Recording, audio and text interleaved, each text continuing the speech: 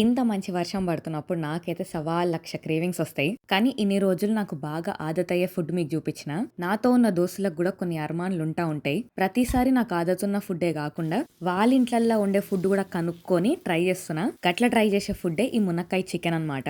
అంటే నేను reference videos చూస్తుంటే కూడా నేను రెగ్యులర్ గా చేసే కర్రీస్ కంటే చాలా డిఫరెంట్ ఉంది. నేను జర నాన్ వెజ్ లో టమాటా వేసే ముందు 10 సార్లు ఆలోచిస్తా.